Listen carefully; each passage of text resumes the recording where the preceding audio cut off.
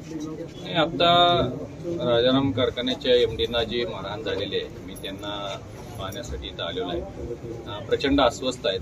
त्यांची तब्येत जरा नाजूक आहे, कारण लाथाबुक्क्यानं गाडीत ओढून त्यांना मारहाण केलेले आहे. त्यांच्या नाकातोंडातून रक्तस्राव झालेला आहे.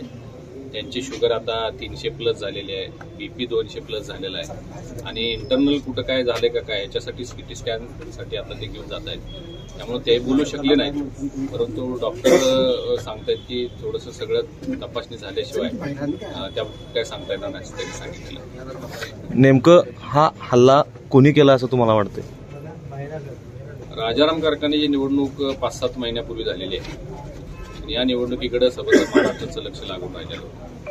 या निवडणुकीमध्ये बंटी पाटील गटाचा दारुण पराभव झाला आणि त्याच्यामुळे ते वैफल्यग्रस्त झालेले आहेत. अनेक दिवस ते थोडंसं विचित्र वागतच आहेत.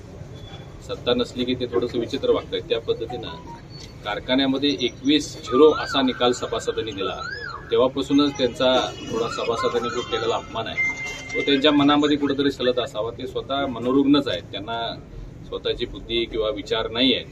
आज सकाळी त्यांनी एक थोडासा फार्स करण्याचा प्रयत्न केला, शेतकरी एकत्रित करून की ऊस वेळेवर जात नाही.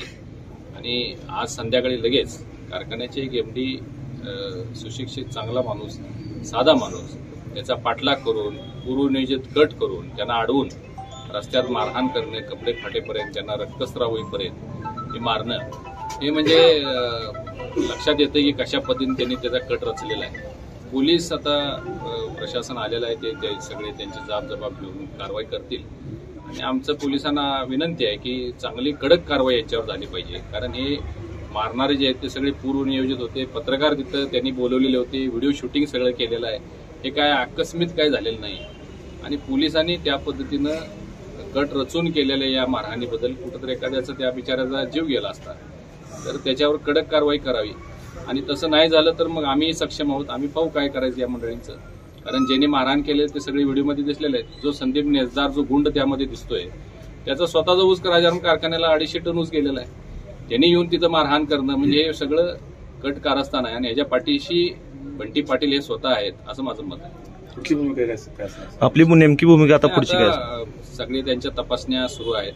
तपासण्या झाल्यानंतर त्यांचा जबाब घेतला जाईल आणि जबाब घेतल्यानंतर पोलीस प्रशासन कारवाई करेल. ती कडक कारवाई झाली पाहिजे ही आमची भूमिका आहे. त्याचबरोबर हा जो प्रकार झालेला हा महाराष्ट्राच्या इतिहासातला एक काळा दिवस म्हणावा लागेल, कारण महाराष्ट्राच्या इतिहासात आजपर्यंत कुठेही अशा पद्धतीनं ऊस वेळेवर गेला नाही किंवा तोड वेळेवर मिळाली नाही, म्हणून MDना मारहाण करण्याचा प्रकार महाराष्ट्रात कधी घडलेला नाही. त्यामुळे मी महाराष्ट्रातल्या सर्व साखर कारखानदारांना सुद्धा आवाहन करतो, सर्व चेअरमन, सर्व संचालकांना, MD अधिकाऱ्यांना आवाहन करतो. मी नॅशनल फेडरेशन शुगर, त्याचबरोबर महाराष्ट्र साखर संघ यांनाही आवाहन करतो की आपण यामध्ये एक भूमिका घेतली पाहिजे की अशा गुंडांना चाप बसला पाहिजे, नाहीतर ही प्रवृत्ती फोफावता कामा नये. यासाठी या सगळ्यांनी भूमिका घेतली पाहिजे असं माझं मत आहे. त्यासाठी मी प्रयत्नशील